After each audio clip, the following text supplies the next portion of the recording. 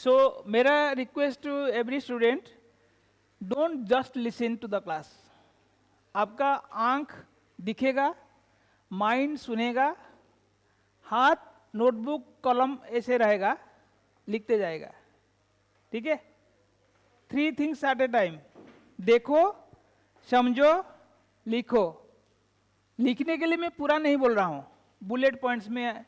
जैसे टीचर ने black board में कुछ पार्ट है, पार्ट भी लिखा है। कितना आदमी ने लिखा है? बोलिए, कितना आदमी लिखा है? सर मैंने लिखा है एवरी टाइम। आपने लिखा है, वेरी गुड। ये टीचर्स खुद के लिए नहीं लिख रहा था, टीचर्स को पता है आप लोग के लिए लिख रहा था। कितना आदमी को घर में जाके याद आएगा कि ये स्क्रीन में पार्ट ए लिखा था, इधर पार्ट भी लिखा था? नहीं आएगा। अगर आप वो डायग्राम बोर्ड पे लिख के गया तो आपको घर में वो पार्ट ए का अंदर क्या क्या है सब कुछ याद आ जाएगा, फ्लैशबैक। इसलिए आपको नोटबुक लाके, पहला क्लास में हम लिखा था, bring your notebooks, start writing.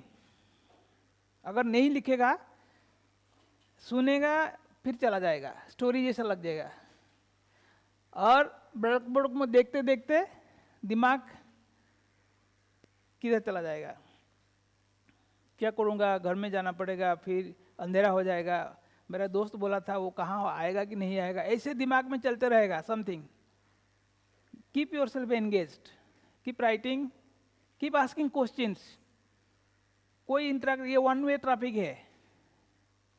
जो जो पढ़ाने आते हैं उनको सब मालूम है, वो लोग खुद के लिए नहीं पढ़ाते हैं।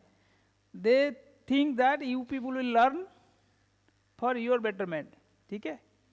इसलिए माई सिंसियर रिक्वेस्ट, मैं तो नहीं पढ़ाऊंगा, बट जो भी क्लासेस आप अटेंड करते हो, क्लास वाइज लिखते जाइए। आधा पेज लिखिए, नो प्रॉब्लम। जहाँ जहाँ पे ज़्यादा सब्जेक्ट कवर हुए, सब्जेक्ट का हेडिंग लिख दीजिए, उसमें जो इंपॉर्टेंट पॉइंट है उसको लिख दीजिए। जहाँ पे डाउट हुए, जिस किसी स्टूडेंट ने पूछा है उसको सर ने आंसर दिया है, उसी को लिख दीजिए। सो दैट ये आपका दिमाग का बुलेट पॉइंट हो गया है। जब आप घर में जाके वो बुलेट पॉइंट देखेंगे, उसी का रिलेटेड जो जो डिस्कशन हुआ था आपको याद आ जाएगा, है कि नहीं? सो ये सब प्रिपरेशन का ट्रिक्स है, आपको ऐसे करना चाहिए। You are all professional students. ठीक है? कहानी सुनने नहीं आए हो। आप जितना टीचर ने बताया, nobody can remember everything, but understand करिए और लिखते जाइए। चलिए,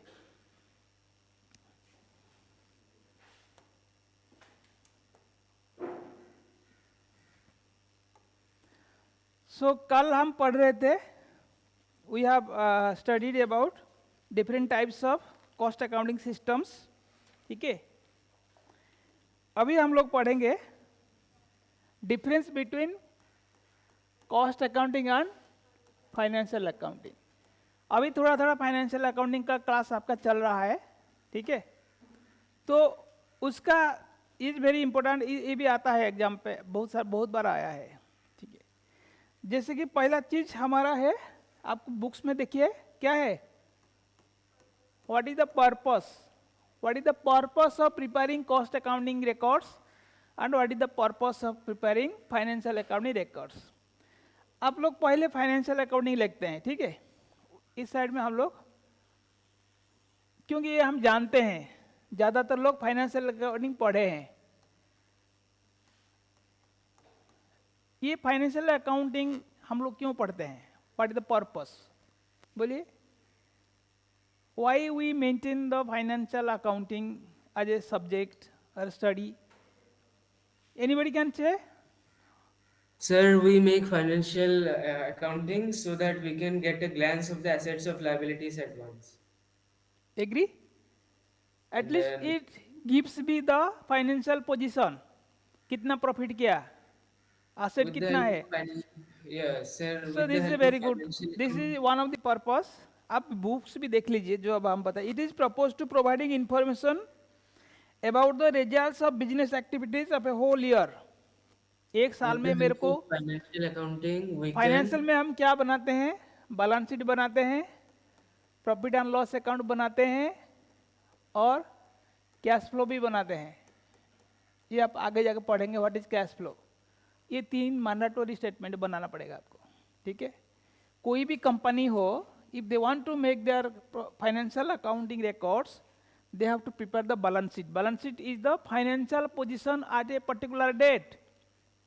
कितना asset है, कितना liability है, कितना loans है, कितना कैपिटल है, शेयर होल्डर्स का फंड्स है, कितना कैश है, सारे चीज मुझे एक पर्टिकुलर डेट में पता चलता है, इसीलिए मैंने बना रहा है। इसका पर्पस क्या है, जैसे मैंने कल डिस्कस किया था, उसका पर्पस क्या है, उसका बेनिफिट्स इसका पर्पस है। Sir, this cost accounting can be used to manage the cost and calculate how much money is required in all of the business activities. ये यहाँ पे देखिए, this is for the share holders. What is share holders? जो company का अंशीदार है, company आपको आगे पढ़ेंगे, हर कंपनी शेयर्स पता है, जैसे एक कंपनी बनाता है उसका लाखों शेयर्स बनता है, जो पैसा देता है वो शेयर्स खरीदते हैं, so they are the owners of the company. So हमने ये बनाते हैं to give information to the shareholders, but this is not for shareholders, this is for management. Management wants information to know the cost details, how to reduce the cost, how to manage the company in a better way to make more profit। यही difference है। यहाँ purpose क्या है, to give information about profit और loss, but यहाँ पे information for cost reductions, cost details और management to take a decision. ठीक है, management will take corrective decisions, इसलिए this is the purpose. And यहाँ पे जैसे मैंने बोला फॉर्म्स क्या है, अभी बोला मैंने, companies act has prescribed the standard forms of financial records. उसमें आप अगर कंपनीज एक्ट पढ़ेंगे, you have to prepare the profit and loss account, balance sheet, then cash flow, मैंने यहाँ लिख दिया था। ठीक है, ये आपको कंपल्सरली यही फॉर्मेट है, उसी सीक्वेंस में आपको बनाना पड़ेगा। बट कॉस्ट अकाउंटिंग के लिए कोई स्पेसिफिक फॉर्मेट नहीं है, that format management will do as per their convenience. ठीक है, this is again there is no standard format. Sir, this financial accounting and cost accounting, sir. Yes, this is financial accounting, this is cost accounting, Okay, thank you. not chartered accounting। ठीक है, this is cost accounting।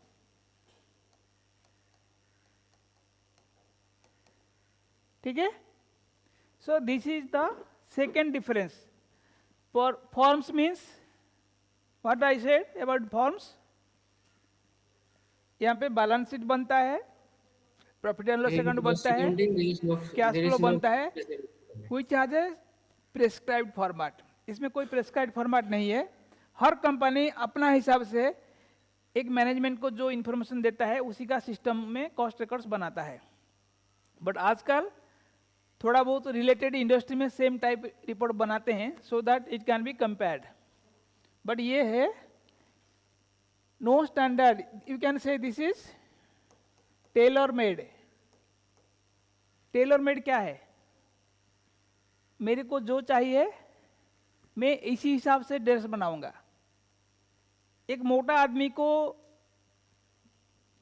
दुकान का size नहीं होता है, वो दर्जी के पास जाके मेजर करके अपना ड्रेस खुद बनाता है, इसको बोलते हैं टेलर मेड। सिमिलर यहाँ पे क्या है, कोई स्टैंडर्ड फॉर्मेट नहीं है।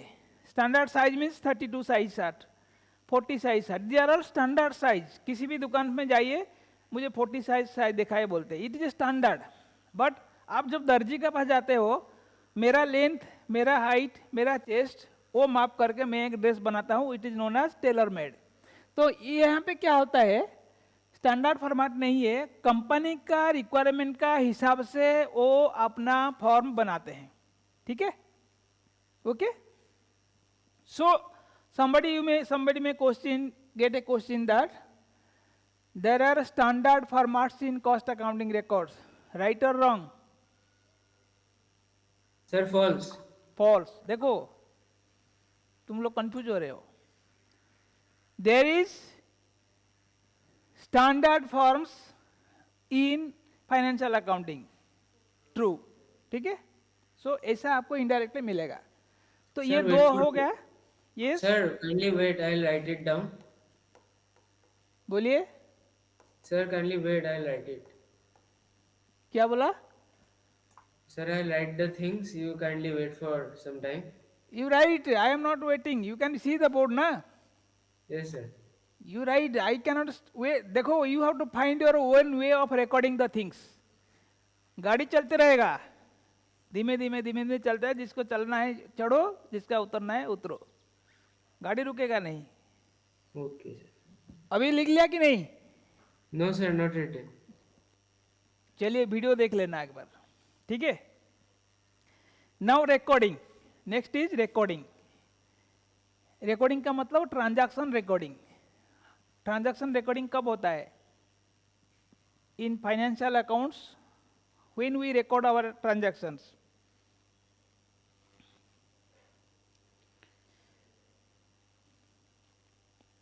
आप किताब में देखिए. It classifies records and analyse the transactions in a important point is subjective manner. It recording is done in a subjective manner, means it is done according to the nature of expenses. खर्चा जैसे कि मैंने क्या बोला है, मैंने कैसे record किया है? मैंने रेंट दिया है. All rents I will group together आज रेंट. मैंने सैलरी दिया है, सबका सैलरी मिला के मैंने एक हेड किया salary. Maintenance, all plants I have made some heads. So this heads head wise recording is known as subjective manner. I am finding the subject, accordingly that I am recording. ठीक है. यहाँ पे subjective नहीं होता है. मैंने rent दिया है, किस मशीन के लिए दिया है, किस प्रोडक्ट के लिए दिया है. मेरा इंपॉर्टेंट प्रोडक्ट वाइज कस्टिंग बनाना है, तो सारे चीज मैंने प्रोडक्ट को लिंक करता हूं. डिफरेंस देखा है? यहां पे मैंने कुछ भी हो, मैंने रेंट इतना दिया है, किस पर्पस के लिए मेरे को जरूरत नहीं है. But in my cost records you are given salary and you are given salary. You are in two products. You are doing for garments, you are in the shoe section.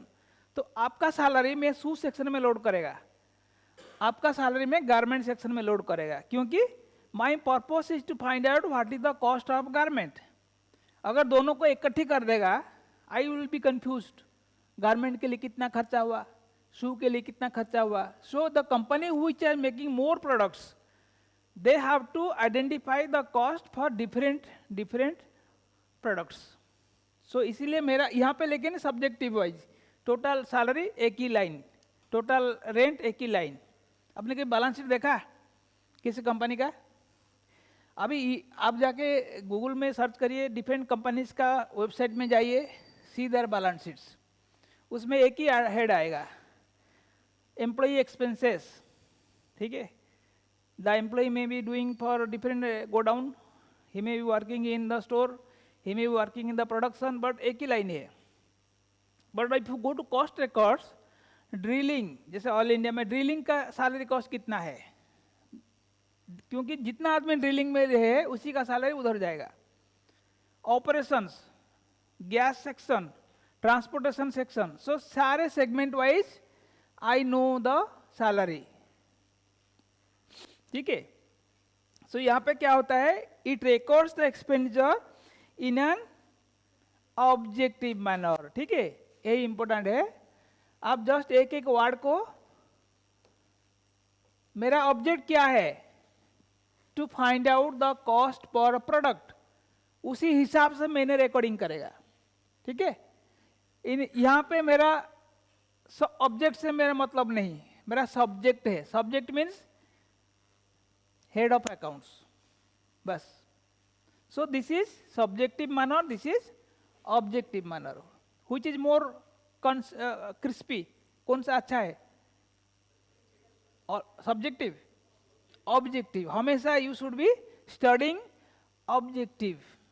पढ़ने के लिए नहीं पढ़िए, मुझे कॉस्ट अकाउंटेंट बनना है, इसीलिए कितना पढ़ना है, कैसे पढ़ना है, उसी हिसाब से मुझे पढ़ना है। So it is my purpose of studying is objective.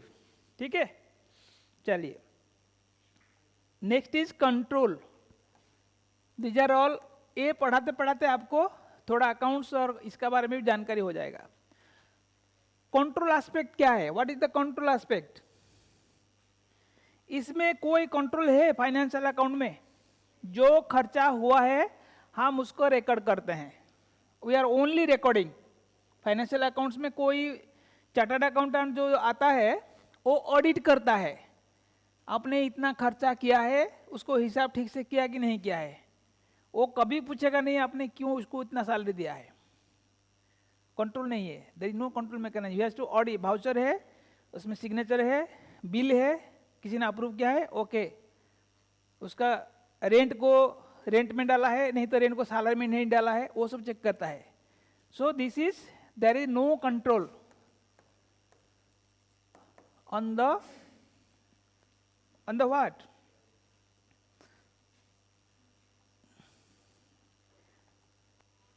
Means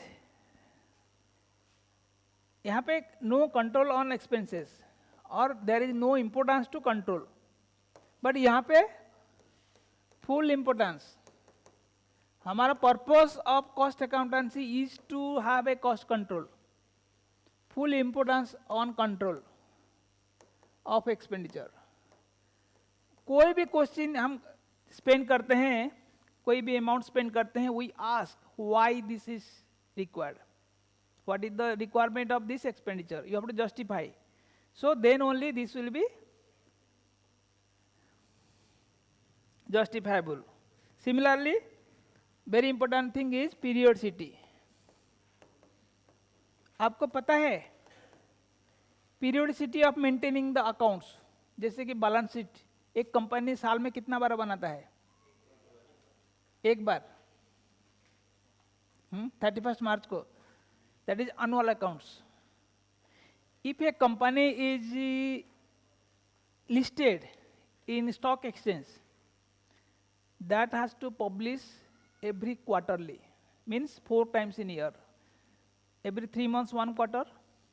जैसे कि अप्रैल मई जून इज द फर्स्ट क्वार्टर, जुलाई अगस्त सितंबर is the second quarter, similarly अक्टूबर नवंबर दिसंबर थर्ड क्वार्टर एंड जनवरी फरवरी मार्च fourth quarter.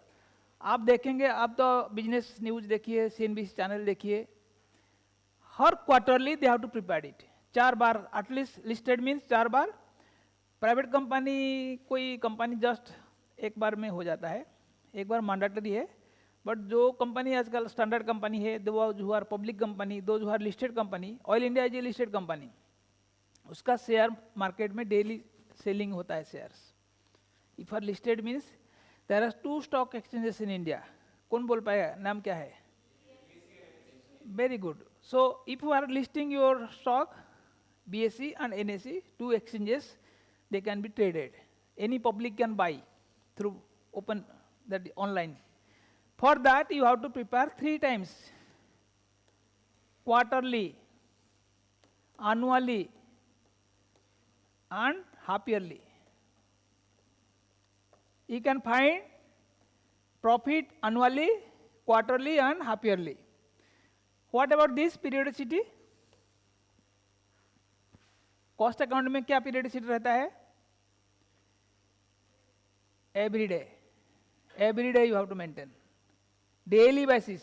It can be, it has to be maintained daily basis, hourly basis, weekly basis, monthly, quarterly, annually, half yearly. क्यों? Why I am telling you? Suppose I am running a factory, my MD is interested to know every hour what is the production. इस घंटा में production कम क्यों हुआ, इस घंटा का production इतना करने के लिए कितना मेरा खर्चा लगा, और एक दिन का मुझे डेली बेसिस में चाहिए, नहीं तो अगर मैं नहीं करूँगा मेरा गड़बड़ हो जाएगा. I should have a control on a regular basis. So this is Periodicity is regularly. It can be daily, monthly, weekly, quarterly, half yearly, annually. If you are maintaining it every day, you can call it, convert it into any way. But यहाँ पे daily basis जरूरत नहीं, जैसे quarter खत्म होगा accounts के लिए लोग बैठेंगे, डेली में डेली नहीं बैठते हैं.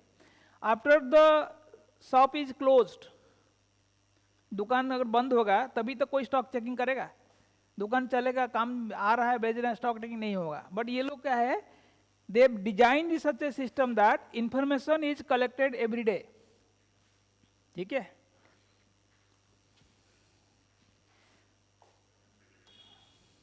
नेक्स्ट पॉइंट इज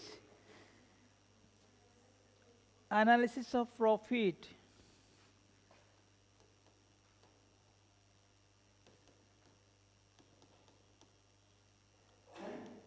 प्रॉफिट में कैसे एनालिसिस करूंगा? I should know only whether it is profit और loss.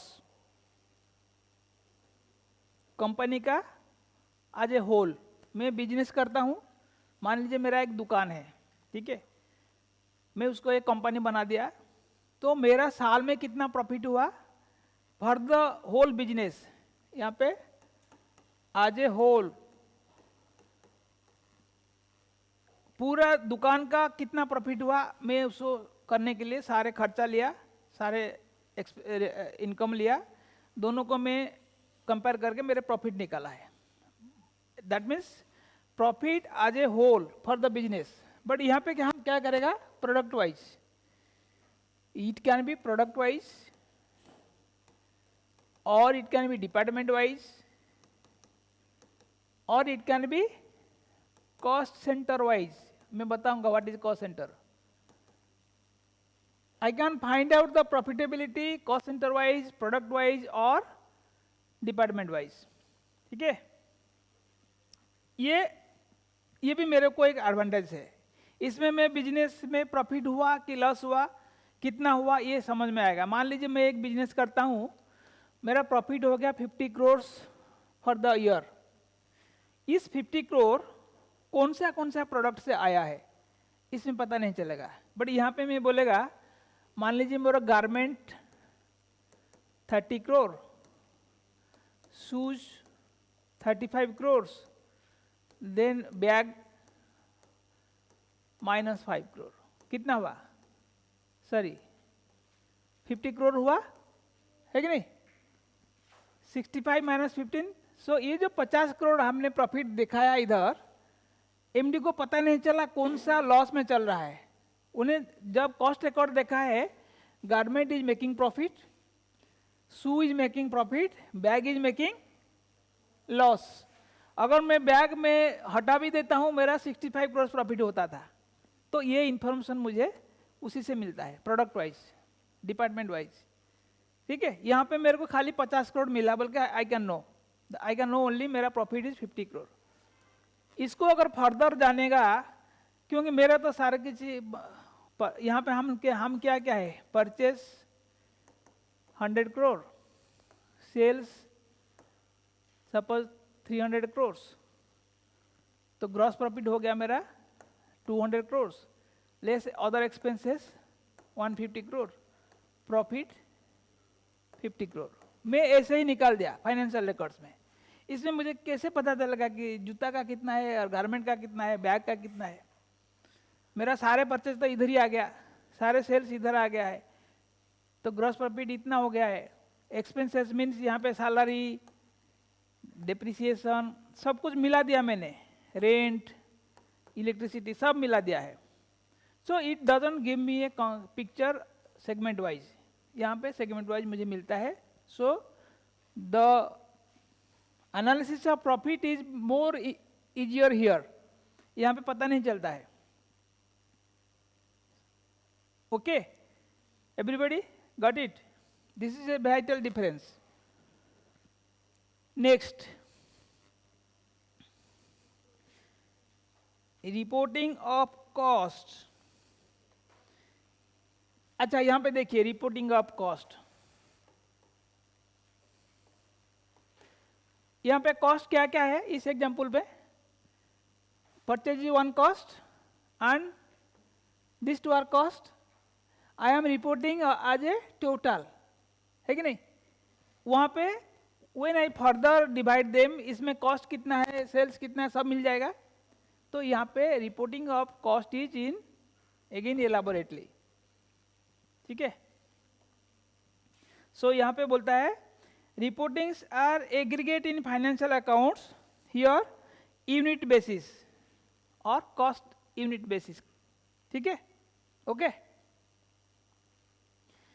Next is nature of transactions.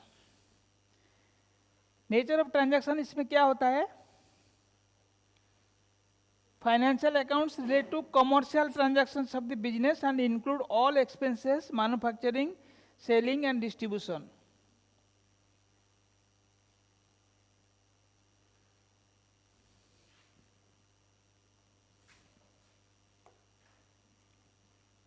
Nature of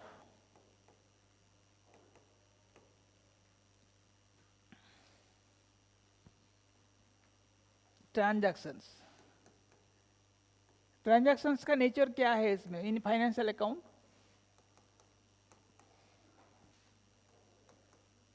क्या लिखा है किताब में? Financial accounts relate to commercial transactions. ठीक है? I am relating what are the commercial transaction. What is commercial transactions? जो transactions में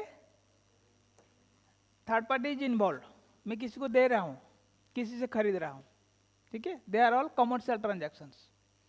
बट यहाँ पे कमर्शियल ट्रांजैक्शन के साथ साथ I am taking other transactions like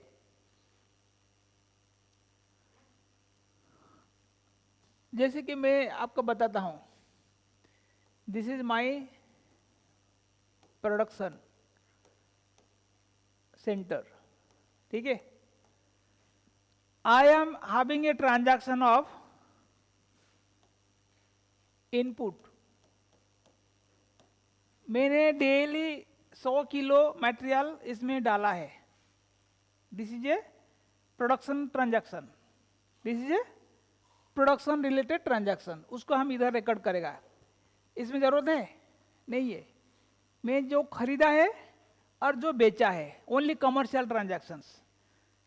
means मैंने गुड्स खरीद लिया है, वो गुड्स को लेके कैसे यूज किया है इसको जरूरत नहीं है. आप कभी भी फाइनेंस में नहीं पढ़ा होगा. लेकिन यहाँ पे मैं कर रहा हूँ, मैंने 20 किलो इनपुट डाला है इधर और मुझे यहाँ पे 18 किलो मिला है. सो ये जो मैं डाला है उसका दाम इधर डाला है, वो separate transaction happened, that is known as transaction for production or operations or services. This type of internal documents, these are all internal documents.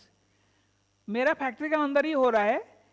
Issue किया है गोडाउन से, गया प्रोडक्शन को और गया शू सेंटर को, गया शार्ट सेंटर को. ये सारे चीज जो हैपनिंग हो रहा है उसका रिकॉर्डिंग मैंने कॉस्ट अकाउंटिंग में मेंटेन करता हूँ. फाइनेंशियल में जरूरत नहीं है, क्योंकि मैं कंपनी का बेसिस में कितना खरीदा है अल्टीमेटली डाल दिया है, माल बन गया है, माल बेच दिया है. इन बिटवीन थिंग्स में कोई रिकॉर्डिंग का जरूरत ही नहीं है. ठीक है? सो ये मेरे को कमर्शियल ट्रांजैक्शन करता है. ये कमर्शियल का साथ साथ other transactions, even internal transactions. Commercial हम किसका साथ करते हैं? With external agencies, third parties. यहाँ पे इंटरनल ट्रांजैक्शंस. इंटरनल ट्रांजैक्शन क्या क्या होता है? जैसे मैंने स्टोर्स इशू किया है, एक सेंटर से दूसरा सेंटर को स्टॉक ट्रांसफर किया है, मैंने प्रोडक्शन का टाइम शीट बनाया है, मैंने cost centre wise distribution of expenses किया है. वो सारे चीज they are all internal documents I am preparing. These are the transactions. ये नहीं होने से मेरा कॉस्टिंग सिस्टम काम नहीं करेगा. ठीक है? These are all another differences. Information.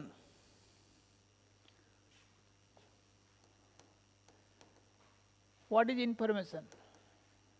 In financial accounts, informations are only we are dealing with monetary. Monetary information आपको जो पढ़ेंगे, ट्रांजैक्शन शुड हैव से value, without that it is not a transaction, है कि नहीं? मैंने सिनेमा देखा, can we have the entry in the passbook, in the accounts? आपने बहुत अच्छा पढ़ रहा है, can we record it? No. These are, so we only we record only monetary transactions. यहाँ पे नॉन मॉनिटरी ऑल्सो रिकॉर्ड होता है. एग्जाम्पल मैंने कल आपको बोला था, नोशनल. आपका भाई ने एक जमीन दिया है आपको, उसी में आप बिजनेस करिए. फाइनेंशियल बुक्स में you cannot pass an entry, कोई लेन देन नहीं हुआ है, आपने उनको कुछ पैसा नहीं दिया, वो तो फ्री में दिया है. So nothing should be recorded. But यहाँ पे मेरा भाई दिया है, इसका मतलब नहीं कि लैंड फ्री में मिलता है. दुनिया में कुछ फ्री नहीं मिलता है. एक गिलास पानी भी कोई नहीं देता है आजकल, पहले देते थे. आजकल कोई किसी का घर में जाके सर पानी गिलास दे दीजिए, कोई बोलता है? सब बॉटल, एक 10 रुपये का बॉटल बैग में रख के जाते हैं. तो यहाँ पे nothing is free in our costing system. Everything has got a value. If I pay it is on cash basis, if I don't pay it is a notional basis. आप मुझे कुछ लैंड दिया है, मैं उसको मेरा बिजनेस में use किया है, तो उसका लैंड का वैल्यू कितना होना चाहिए, मैं उतना डालूंगा, तभी मेरा फेयर वैल्यू निकलेगा, है कि नहीं? सो फॉर दैट पर्पस यहाँ पे आई am using my other only monetary यहाँ पे लेते हैं. along with monetary we also take notional expenditures which are not monetary, उसको हम notional बोलते हैं. एग्जाम्पल्स जैसे मैंने लैंड का बोला है, जैसे आपने एक किताब का दाम 400 रुपया है, ठीक है, आप उसको पढ़ने के लिए खरीदना था. आपका दोस्त का पास एक पुराना किताब है, उसी से आप वो 400 रुपया का काम चल जाएगा. वो आपको तो दिया है कि नहीं, यू वैल्यू इट फॉर, मेरा 400 रुपया बच गया. ऐसा नहीं कि वो फ्री में मिलेगा बोलता हम उसको फेंक देगा.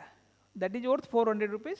Only thing that you have not given in cash, you have kept it in your mind, some day you may give him back, something more than that.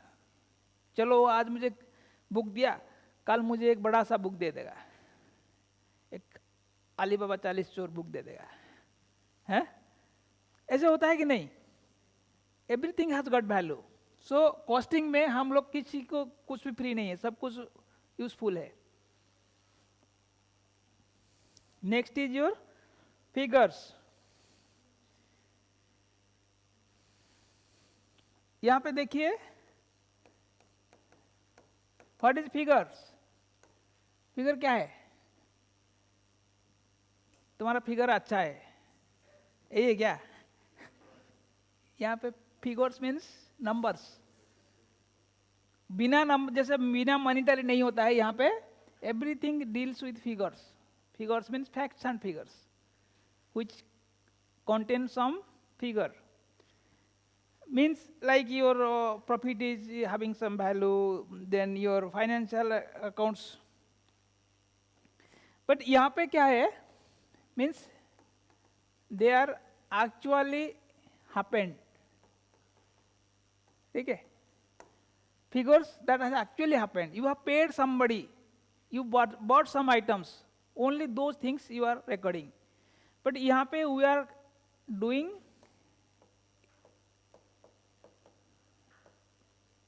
estimates. ये जो estimate हम करते हैं, हम किसी को वो पैसा नहीं देते हैं. मैं आपको एंगेज करने से पहले आई मेड ए स्टेटमेंट कि मेरा एक बर्थडे पार्टी हम करेंगे घर में. I will collect everybody 500 rupees and I will get 10,000 rupees. सबके लिए मेरा खाना बनाएगा, एक केक लाएगा, एक गिफ्ट लाएगा. तो दीज आर ऑल एस्टिमेट्स. अभी तक कुछ हुआ नहीं, बट हम कर रहा है. फाइनेंशियल अकाउंट्स में एस्टिमेट का कोई प्लेस नहीं है. जो एक्चुअली खर्चा किया है वो बताओ मुझे.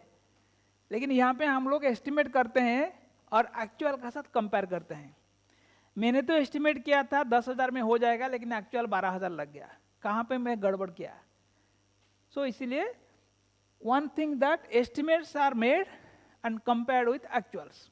Why I do estimate? Because I should not have any shortage of funds. Last moment में I should not, we will study budget. Budget में हम डिटेल पढ़ेंगे, हम बजट क्यों करते हैं। Budget is one type of estimate. जैसे आपका घर में कुछ फंक्शन होता है, पहले कुछ एस्टिमेट करते हैं कि नहीं, आप लोग नहीं करते होंगे, आपका पेरेंट्स लोग करते होंगे। बड़ा इवेंट होने से कभी कभी जमीन बेचना पड़ता है, because in advance they have to plan. So all details we are using in cost and management records, ठीक है।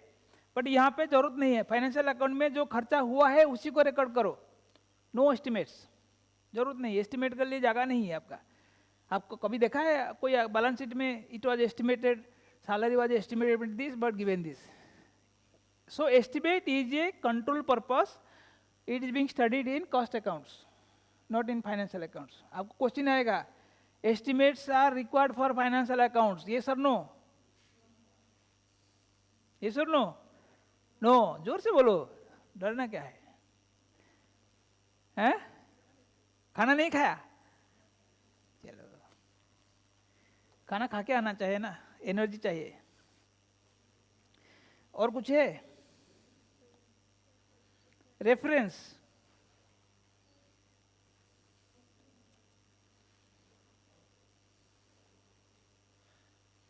यहां पे रेफरेंस क्या है, देखिए this is very important point.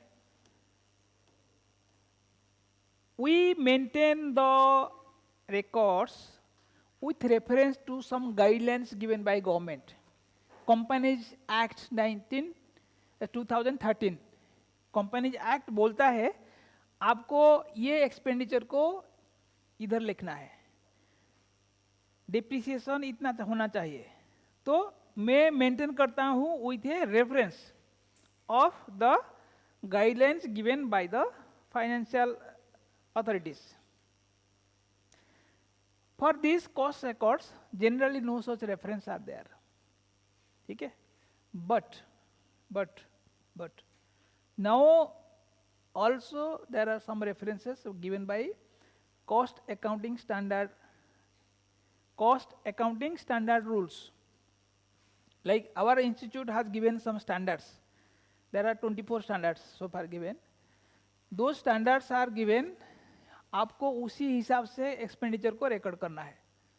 So we are following here different standards, वहाँ पे different standards आपका किताब में आएगा। सम स्टैंडर्ड्स है कि नहीं पता नहीं। So these are all guidelines by a convention followed by cost accountants, that is the body of cost accounting record rules. वो ही बनाता है, एक body of cost accountants. They give you the guidelines as per which we are maintaining the cost accounting record. जैसे कि materials, what should be called as a material, it is written there, आपका मर्जी से नहीं होगा। What should B written as expenditure, what should be, how the depreciation will be there, everything is there in different standards. There are 24 cost accounting standards, ठीक है। CAS अब पढ़ेंगे, आगे जाके पढ़ेंगे। Then next is relative efficiency।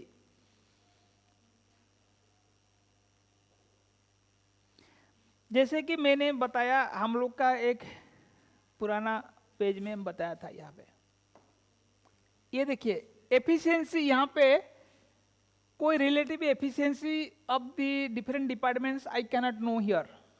Can I know? But when I come here, I say efficiency of these two departments is good. This department's efficiency is not good. They are not able to make profit. So this helps me to know about efficiency of different departments. Whereas financial account cannot tell me how much is the efficiency of which department. Okay? So this is one of the example, efficiency. Next is your stock valuations.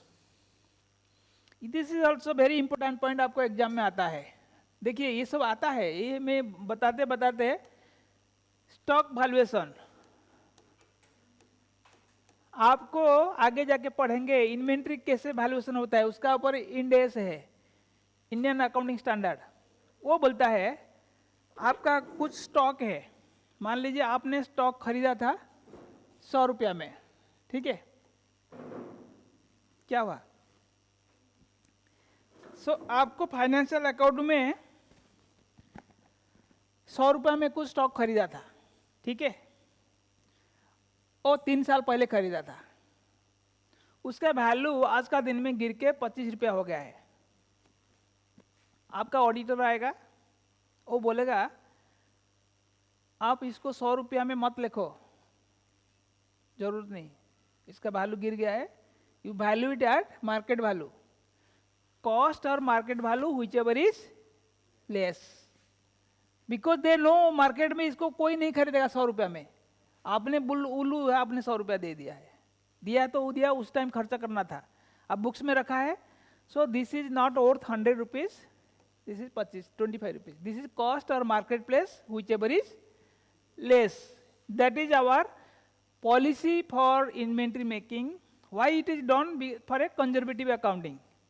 आपने 100 रुपया का stock देखा के profit बढ़ा देगा, ठीक है नहीं, to show the shareholders that we are doing more profit, आपने 75 रुपया स्टॉक में बढ़ा दिया है, so shareholders are not given correct picture, so to safeguard the interest of the shareholders हम क्या करते हैं, हम उसको वैल्यूएशन करते हैं, मार्केट वैल्यू, कॉस्ट और market value whichever is less. मान लीजिए उसका मार्केट वैल्यू आप बोल गया 200 रुपया हो गया है, तो हम कितना लेगा,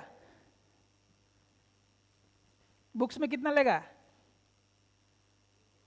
कॉस्ट और market value whichever is less 100 rupees, so value will be at cost only.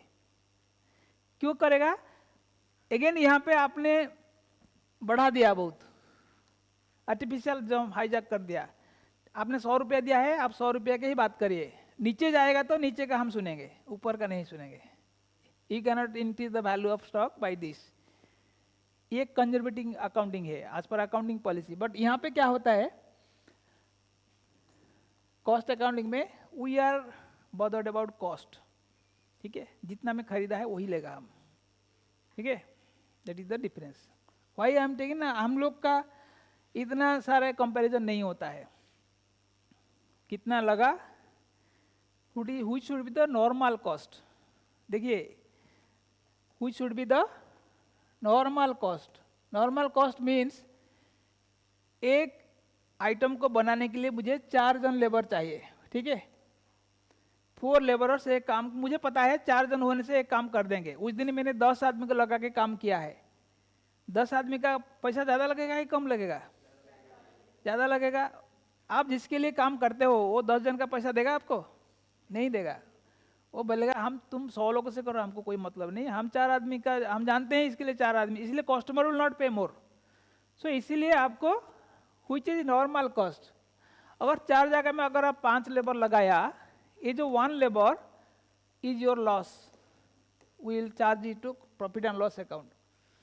आपको कौन बोला था आदमी के एक लगाने के लिए, हम 10 साल से करके आ रहा है 4 आदमी से, that means you are inefficient, there is no place of inefficiency, we should put only the normal cost, inefficiency will be your charge, will be your loss, ठीक है।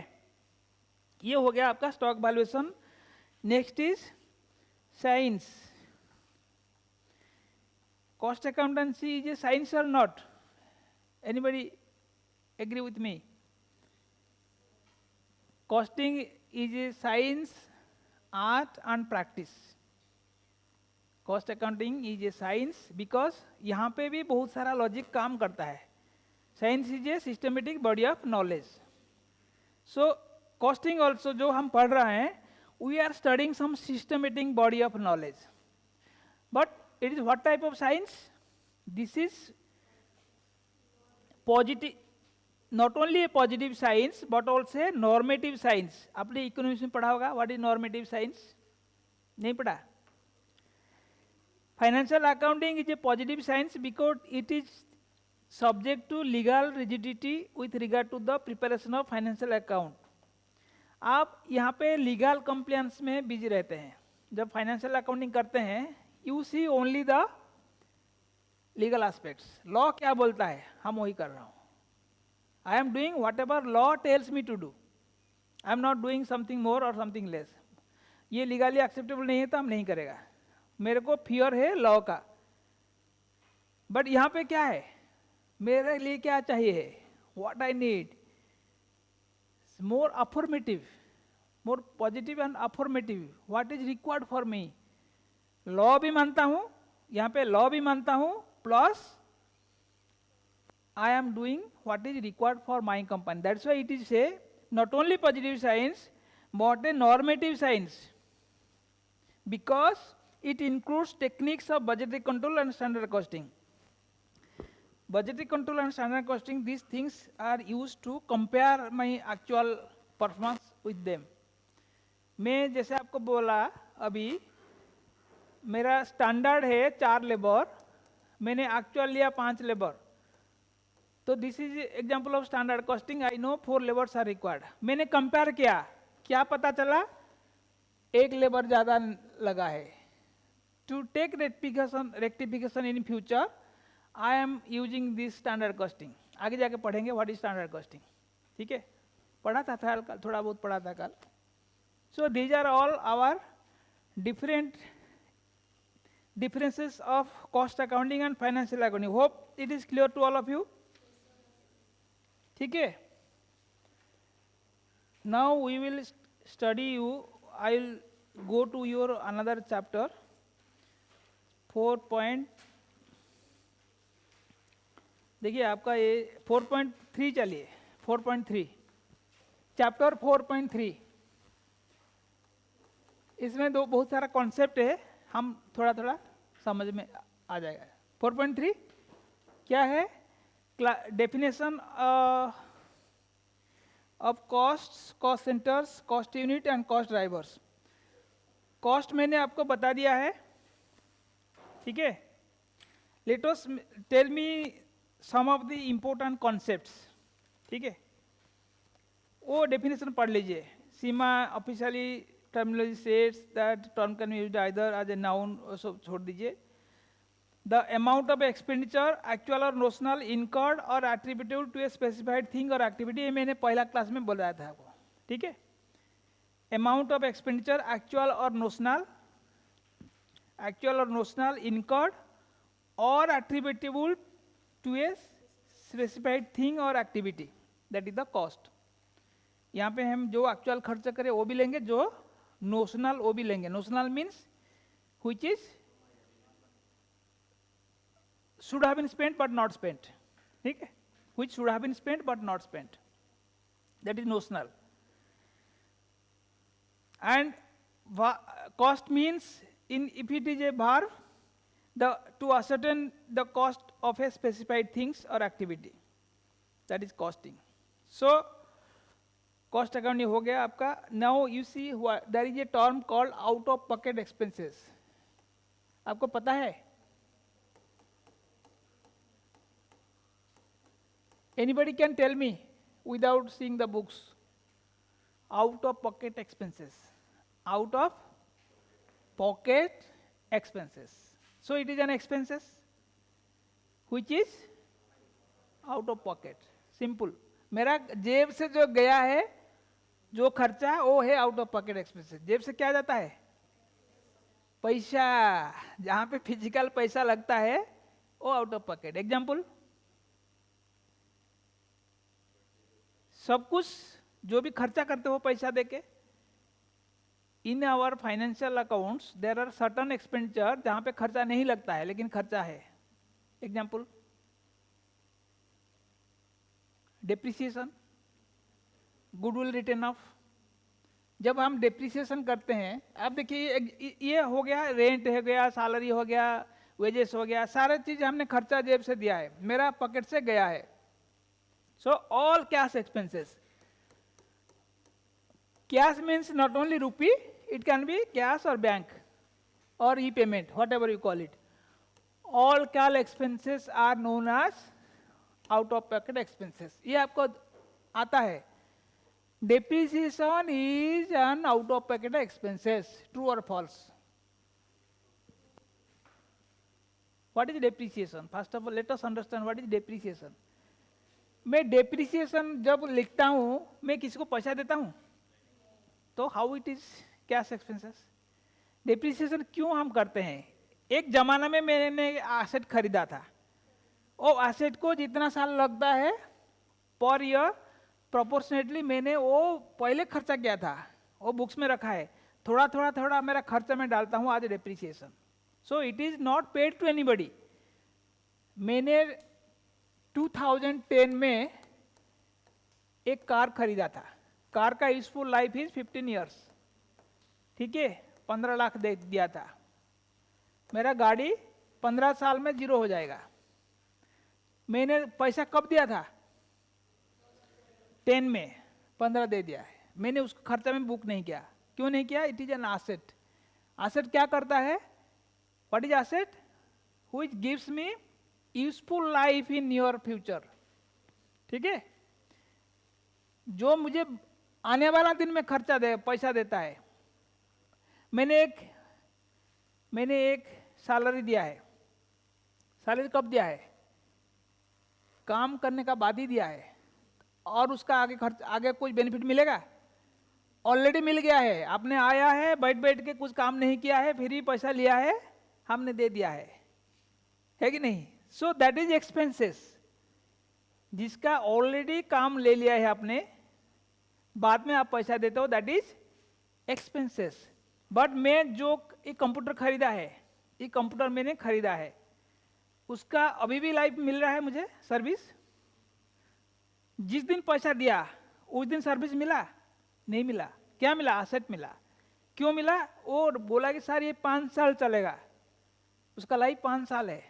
जैसे मैंने एक गाड़ी खरीदा, उसमें देखा है सर इसका फिटनेस 15 साल है, इंजन 15 साल तक चलेगा, तो ये मैं 15 साल तक यूज करूंगा। सो this is asset and I charge depreciation for this asset for 15 years, ठीक है।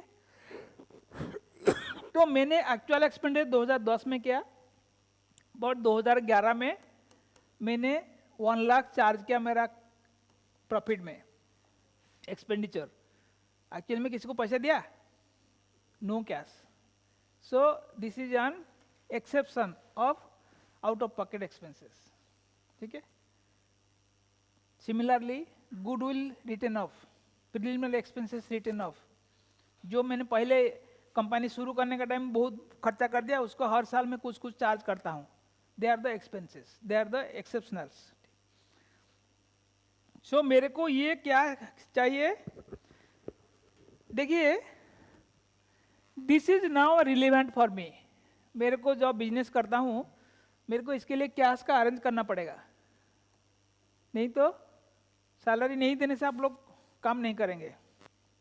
लेकिन डेप्रिसिएशन के लिए मुझे कोई प्लानिंग करना नहीं पड़ेगा, वो मेरा ऑलरेडी है। I am only writing in my books, it is a book entry. Depreciation is only a book entry. जो पहले खर्चा हो चुका है उसी को हम अभी अकाउंटिंग कर रहे हैं। सो ये हो गया out of expenses, out of pocket expenses. समझ में आया सब लोग को? Everybody can right? They are all cash expenses which we plan for our business, they are relevant for decision taking, ठीक है। एक्सेप्शंस क्या है? One is depreciation, similarly short on allocated cost, जैसे मैंने बोला miscellaneous expenses allocated, they are not actually paid, I am allocating certain things, ठीक है।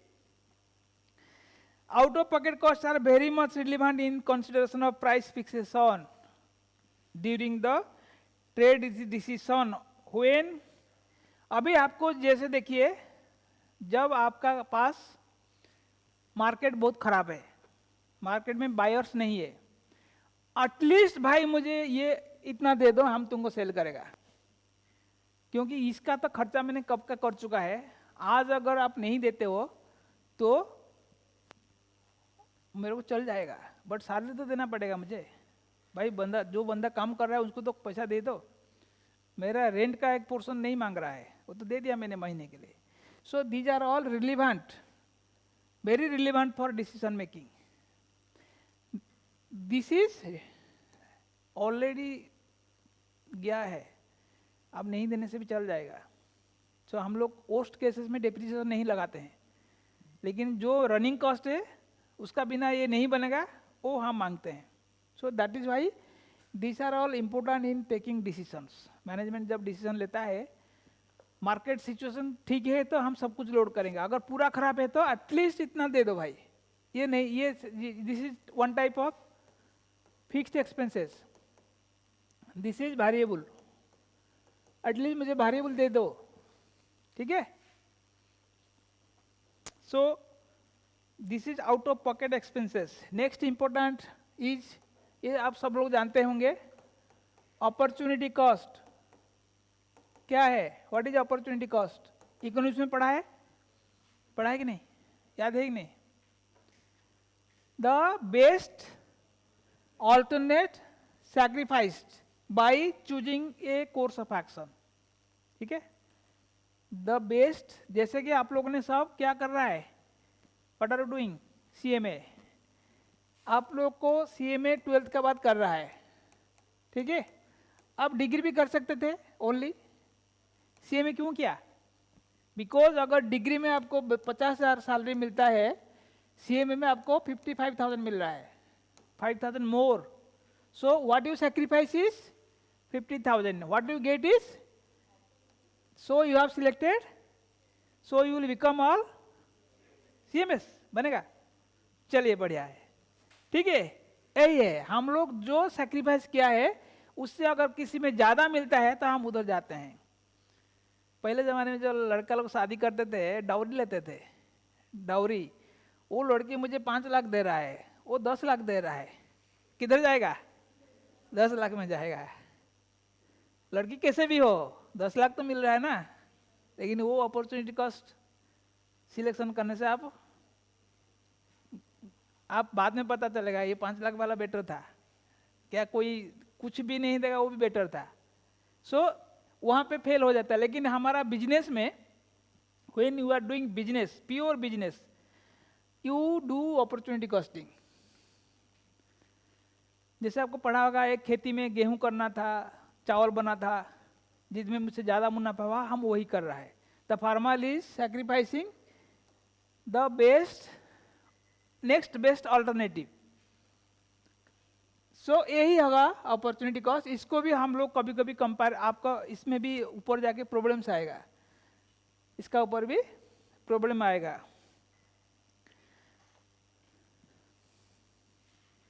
What is sunk cost? आपने किसी ने टाइटैनिक मूवी देखा? टाइटैनिक क्या हुआ उसमें, जहाज डूब गया. सो ये ही सॉन्ग, यहाँ पे क्या डूब गया, पैसा डूब गया है. जो डूबा हुआ पैसा, उससे कुछ नहीं मिलने वाला है. कुछ मिलेगा? Titanic cannot be recovered, it's gone for ever. Similarly हमने खर्चा करते हैं, खर्चा जब हो जाता है, अगर उससे कोई बेनिफिट नहीं मिल रहा तो this is sunk cost. Benefit मिलने से पहले अगर वो डूब गया है, आपने क्या किया, आपने एक मोबाइल खरीदा है, ठीक है, वो मोबाइल आजकल ऑब्सोलेट हो गया है, उसमें कोई ऐप नहीं चलता है, आप उसको यूज करेंगे, फेंक देंगे कोना में, दिस सॉन्ग कॉस्ट, छोड़ दो उसको और रिपेयर करके कोई फायदा नहीं. That is a example of sunk cost. इसको क्या करते हैं, हम कोई भी बिजनेस में डिसीजन लेने का टाइम उसका हम वैल्यू नहीं करेंगे. They are not relevant for decision taking. Sunk cost is already spent and unrecoverable, recovery नहीं कर पाएगा. आप किसी दोस्त को उधार दिया था, उन्होंने वो 1 लाख रुपया वापस नहीं दिया और बोल भी दिया भूल जा, नहीं मिलेगा, भूल जा, मांगेगा तो गोली मार देगा. तो आप अगर वो 1 लाख के लिए अगर पुलिस में जाएगा, वो आपको मार भी सकता है, तो आप बोलेगा छोड़ो यार, वो डूब गया, छोड़ दो. That is sunk cost which is not recoverable. Once for all it is gone. ठीक है. Sunk cost irrecoverable, incurred or committed and cannot therefore be considered relevant to a decision. Sunk cost may also be termed as irrecoverable cost. और recovery का chance ही नहीं है. जैसे हम लोग क्या करते हैं, हमारा डूब ही गया, वो एक भी पैसा नहीं मिलने वाला है. हम किसी को उधार दिया था, वो बाकी में उधार सेल किया था, वो नहीं दिया. हमने एक रेडियो खरीदा है, जो रेडियो का लाइसेंस कंपनी था वो बैंकरप्ट हो गया है, वो रेडियो और चलेगा नहीं. वो सब सॉन्ग कॉस्ट है, खाली प्लास्टिक है, उसका कोई वैल्यू नहीं है. ऐसा बहुत सारा एग्जाम्पल है. जैसे आप लोग वीडियो प्लेयर पहले था, इतना बड़ा बड़ा टेप अंदर डाल के वीडियो देखते थे. आजकल वो है, दे आर ऑल कैसेट्स. हम लोग हमारा टाइम में बहुत कैसेट थे, अभी भी पड़ा हुआ है. ओनली उसका रिकॉर्ड भी नहीं है ना, मशीन भी है. These are all sunk cost. आता है नोट आपका, examples of sunk cost. Imputed cost, जैसे मैंने बोला नोशनल कॉस्ट, नोशनल कॉस्ट बोला था, this is another name of notional cost.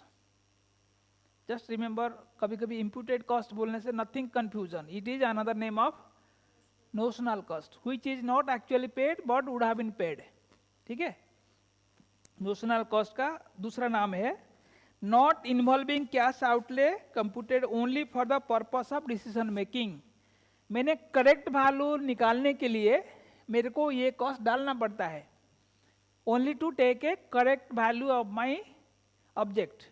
मैं जो बना रहा हूँ उसमें ये लगना था, मैंने नहीं दिया, बट देना है मुझे. To find out the correct value I have to add that. ठीक है. Then relevant cost. Relevant cost means which is more appropriate for taking decisions.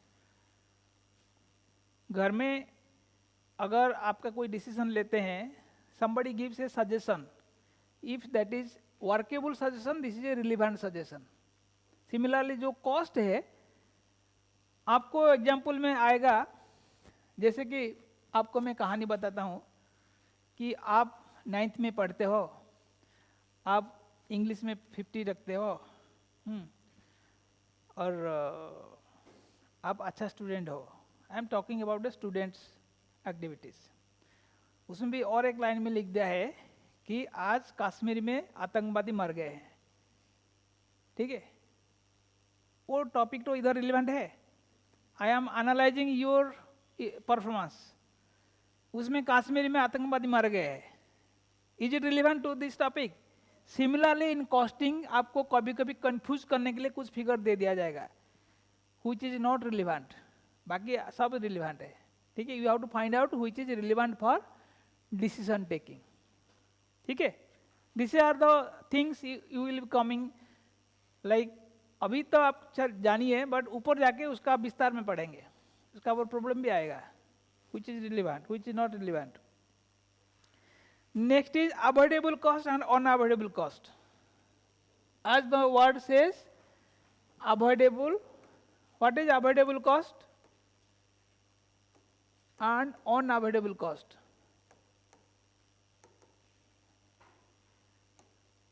As the word says avoidable means I could have avoided this cost, cost could have been avoided.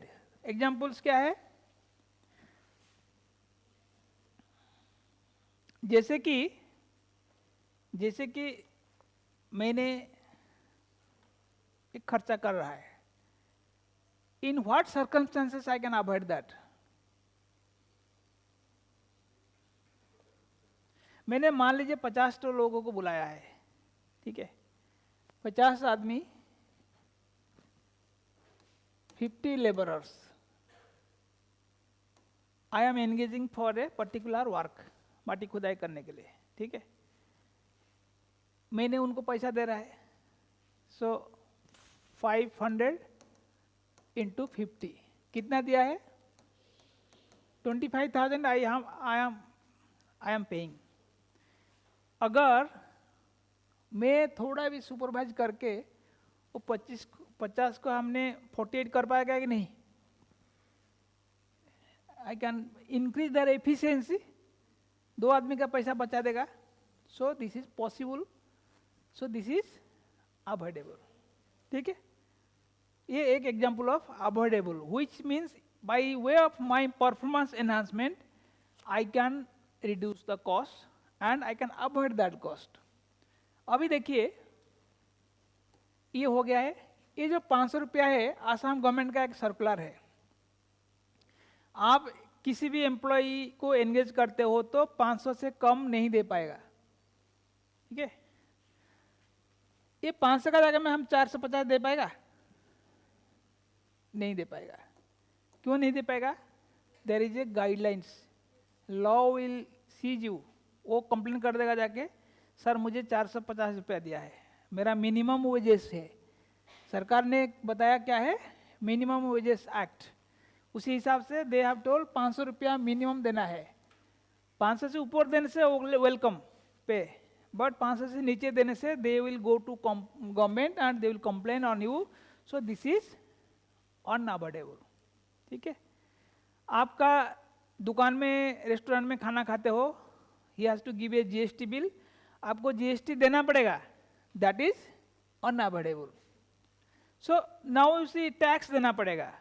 Profit क्या है, income tax देना पड़ेगा, unavoidable. लोगों को रखा है, salary देना पड़ेगा, unavoidable. So now you understand what is avoidable, what is unavoidable. जिसका ऊपर मेरा कोई कंट्रोल नहीं है, ये रेट का ऊपर मेरा कोई कंट्रोल नहीं है, बट इसका ऊपर कंट्रोल है. मैंने नंबर ऑफ पीपुल कम रख सकता है, मशीन को ज़्यादा टाइम यूज करके प्रोडक्शन कॉस्ट कम कर सकता है, बट स्टैट्यूटरी वायोलेशन नहीं कर पाएगा, जेल चला जाएगा. So company cannot do any compromise with this. Company has to only do control for avoidable cost. That's why I should know which is avoidable, which is not available. By that I am controlling only that portion which is avoidable. ठीक है, मैं सब कुछ control करने जाएगा तो हम jail जाएगा. मेरा जो लिमिट है हम वही करेगा. मेरा लिमिट क्या है, ठीक है 2 आदमी को कम करके देखता हूँ, मालिक खुश हो जाएगा आज, है कि नहीं. कुछ लोग करते भी हैं, ओटी देते हैं, हम ओटी नहीं देंगे, बिगरसली काम करो, टॉयलेट ब्रेक भी नहीं, काम करो करो. कभी कभी क्या होता है, there are 2 ways, negative positive. ठीक है भाई, मेरा भाई काम कर दो, सबको थोड़ा नाश्ता दे दो सबको. जैसे आप बोला है मेरा भूख लग रहा है, एनर्जी नहीं है, नाश्ता दे दिया, आप खुश होकर काम करेगा ज़्यादा. So these are all avoidable cost. आपने 10 रुपया का नाश्ता दिया, बट आपने अगर 1 घंटा काम कर दिया, so you are able to reduce the cost. Ultimately आपका दिमाग में क्या है, जल्दी काम करेगा तो मेरे को फायदा है, टाइम बच जाएगा. So these are all things where we have to focus. Avoidable cost, इसमें कोई फायदा नहीं, इसमें करेगा तो कहाँ जाएगा, जेल जाएगा. अरविंद केजरीवाल जेल में है ना, क्यों है, कुछ तो किया है गड़बड़, नहीं तो जेल में क्यों जाएगा. देश सेवा का नाम पे अगर कोई चोरी करेगा, जेल में ही जाना पड़ेगा. सिमिलरली कंट्रोलेबल, नॉन कंट्रोलेबल, दोनों सिमिलर है, controllable and non controllable. Controllable क्या है, जैसे मैंने बोला है ये कंट्रोलेबल है, ये अनकंट्रोलेबल है, दूसरा नाम है बस. अवॉइडेबल अनअवॉइडेबल जैसा है, कंट्रोलेबल अनकंट्रोलेबल सिमिलर है. इसका पास आपका कंट्रोल है, जिसका कॉस्ट का ऊपर आपका कंट्रोल है, नियंत्रण है, वो कंट्रोलेबल कॉस्ट है. जिसका पास नियंत्रण नहीं है, अनकंट्रोलेबल कॉस्ट. सो ये आपका हो गया है different terminologies. Now we will study, आज टाइम है नहीं है ना, बोर हो गया ना. चलिए नेक्स्ट क्लास में पढ़ेंगे important topics. Cost centres, cost centre बोल देता हूँ क्या है. I will just tell you one word, cost centre. क्या है cost centre, what is the meaning of cost centre. Cost क्या पता है, आज ए नाउन, आज ए वर्ब, जो भी है. Centre means cost are attributable for that. जैसे हमने पढ़ा था, एक डिपार्टमेंट है, एक कंपनी है, सपोज ऑयल इंडिया है. ठीक है, I am giving example of oil India. Oil India का काम क्या है, एनीबडी कैन से, क्या करता है, क्रूड ऑयल एक्सट्रैक्ट करते हैं कहाँ से? मिट्टी के अंदर से. सो it is extracting crude oil. और क्या करता है? देखिए उसको क्रूड ऑयल करता है, देन उससे पानी निकालता है, अलग करता है, गैस, क्रूड, तीनों को सेपरेट करता है. गैस को गैस पाइपलाइन में जाता है, क्रूड को क्रूड पाइपलाइन में जाता है, पानी को पानी लाइन में लेके फिर मिट्टी के अंदर डालता है. वो पानी अगर हम बाहर छोड़ेगा उसमें भी ऑयल होगा, पोल्यूशन होगा. सो उसके लिए भी ऑयल करता है और नीचे डाल रहा है. ठीक है. और ये दोनों को गैस पाइपलाइन और क्रूड को कहाँ जाता है? ये सेल करने के लिए देता है, डिफरेंट रिफाइनरीज बाई करता है. इसके लिए हमारा पाइपलाइन में ट्रांसपोर्ट होता है. ठीक है. तो मेरा कितना काम हो रहा है देखिए. ये क्रूड एक्सट्रैक्ट कैसे होता है? ड्रिलिंग होता है, ड्रिलिंग होता है, दिस इज ड्रिलिंग. वेल होता है, नीचे से वेल आके पाइप में जाके ऐसे जाता है. अभी देखिए मेरा इतना सारा काम है. So I divide every area of work into a cost centre. First is drilling. ठीक है. Drilling is a cost centre. Any expenditure related to drilling, I am allocating to drilling. So cost center is a center on which costs are attributed or recorded or measured. ठीक है. It can be a unit, it can be a person, it can be a machine, or it can be a group of machines. Cost center for which I am allocating and attributing the cost, that is a cost center. समझ में आया cost center क्या है? So I am having a transportation as a cost center, gas transportation one cost center, crude transportation, so that I know, identify each segment wise what is the cost. There may be some other departments like finance, HR, admin, then stores, hospital, so many departments are there. Admin, ये हो गया, safety. So all are one what? Cost centers.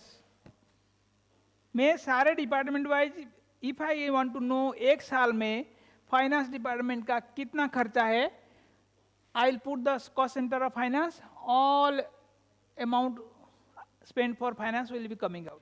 So this controls me, this gives me a report. Finance का cost तो last year इतना था, इतना क्यों बढ़ गया है. So similarly to have a better control, the total companies expenditures are divided into different cost centers. So cost center on which costs are recorded. You can see the definition of cost center. A cost center as a production or service location, function, activity or item of equipment for which costs are accumulated. Costs, I was telling you the different costs are accumulated. Accumulated means इकट्ठी करते हैं. ठीक है. Okay. So cost centre एक आदमी भी हो सकता है. सपोज एक कंपनी का एक डायरेक्टर है, ही इज रेस्पॉन्सिबल पर्सन, उसका लिए हम कितना खर्चा क्या है सब उसका हेड में डालेगा. सो this is a cost centre. He is important element of the company. It can B A location, it can be a department, it can be a person, it can be a machine, it can be anything. Depends upon company's parameters. Okay. So we close. Online students, समझ में आया cost center? Yes, sir. चलिए, thank you, very good. You all have attended, and we'll see in the next class. Okay. Thank you, sir. Thank you. Good night, sir. Bye bye.